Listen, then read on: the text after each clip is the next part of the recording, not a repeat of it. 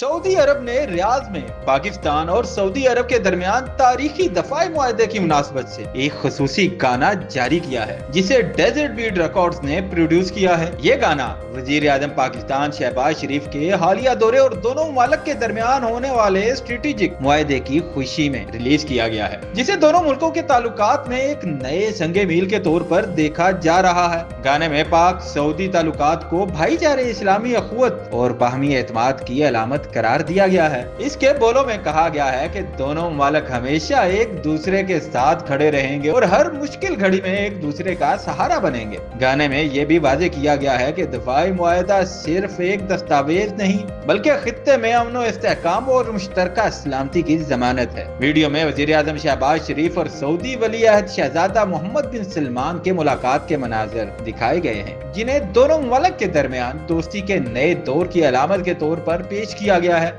गाने में ये पैगाम भी दिया गया है कि पाकिस्तान और सऊदी अरब न सिर्फ दफाई मैदान में बल्कि मुईशत, तवानाई और अवामी सतह पर भी अपनी शराकत दारी को मजीद मजबूत करेंगे। ये खुसूसी गाना सोशल मीडिया पर तेजी से वायरल हो रहा है और सार्फिन ने इसे पाक सऊदी ताल्लुकात की एक नई अलामत करार दिया है। सियासी मुबस्सिरीन का कहना है कि सऊदी अरब की जानिब से इस तरह का गाना जारी करना पाकिस्तान के साथ ताल्लुकात को खुसूसी अहमियत देने की एक और बड़ी मिसाल है, जिससे दोनों मुल्कों के अवाम के दरमियान भी मोहब्बत और कुर्बत मजीद बढ़ेगी।